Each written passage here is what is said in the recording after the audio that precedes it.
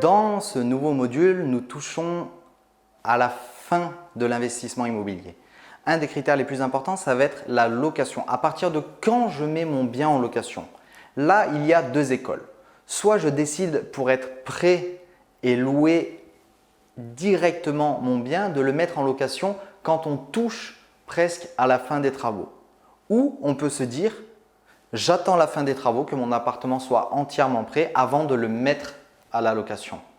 Alors attention, je suis plus du coup adepte et j'accepte plus le fait qu'on passe sur la deuxième solution, d'attendre que son logement soit entièrement fini, meublé pour le mettre en location. Le mettre en location pendant les travaux, ça va vous empêcher d'une de faire des visites. Certains locataires ne vont pas forcément se projeter et vous risquez de perdre des bons candidats, des bons locataires. Donc, j'aurais tendance à vous dire, attendez que votre appartement soit terminé nickel. Si votre appartement est terminé nickel, vous n'aurez pas de mal à le louer. Il faut qu'il se loue. Dans tous les cas, vous aurez mis des annonces fantômes, vous aurez vu la répercussion, le nombre d'appels que vous aurez eu. Donc, ne craignez rien, il va se louer. Attendez quand même que votre appartement soit entièrement fini, nickel et propre. Pour la location de votre appartement, vous avez plusieurs solutions, encore une fois.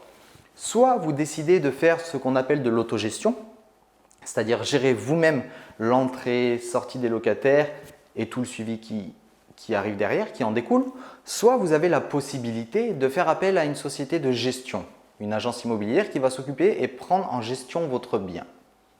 La gestion de votre bien va vous dégager de nombreux avantages. Premier avantage, c'est que vous n'allez pas passer de temps à faire visiter, à gérer des problèmes. Mais il aura un impact. Automatiquement, on ne peut pas gagner du temps et ne pas payer en contrepartie. L'impact d'une agence immobilière est entre 6 et 8% du montant de vos loyers. 6 et 8%, c'est des fois le cash flow que vous pouvez avoir dans votre investissement. Donc, c'est à réfléchir. Encore une fois, si vous avez un gros cash flow, une grosse rentabilité et que vous avez déjà énormément de biens, il est judicieux de prévoir de passer ça en agence de gestion. Si vous êtes seul à gérer votre bien, dites-vous que l'immobilier, l'investissement immobilier, gérer un locataire n'est pas forcément très évident. Gérer une location va vous demander du temps, de l'énergie aussi. Bien évidemment, vous allez rentabiliser davantage votre bien, vous allez dégager plus de cash flow, mais ce n'est pas sans peine. C'est-à-dire le jour où votre locataire a une fuite d'eau, il va falloir intervenir le jour même ou le lendemain. S'il n'a plus de chauffage, vous allez devoir intervenir le jour même. S'il n'a plus d'électricité, voilà. Il va falloir être très réactif avec ses locataires, d'autant plus si on a des locataires de qualité où on leur a promis en quelque sorte un logement qualitatif.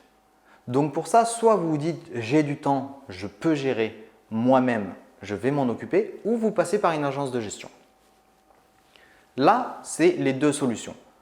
Pour ma part, personnellement, j'ai décidé de faire de l'autogestion sur l'ensemble de mes biens, mais avec une personne qui m'appuie, c'est-à-dire une personne de notre région en qui j'ai entièrement confiance et que lorsqu'il y a un problème technique avec des locataires, que ce soit une fuite d'eau, électricité ou tout autre problème qui peut intervenir, ces locataires ne vont plus m'appeler mais vont appeler cette personne. C'est ce qu'on appelle de la délégation. Je vais déléguer la partie suivi, travaux, petites réparations à cette personne-là. Mais je me charge moi-même de mettre mon bien en annonce, de rédiger mon annonce, de répondre aux appels, aux messages et de faire visiter mon appartement et de choisir mon locataire. Donc, c'est entre l'autogestion et la gestion à 100% par une agence immobilière. Voilà.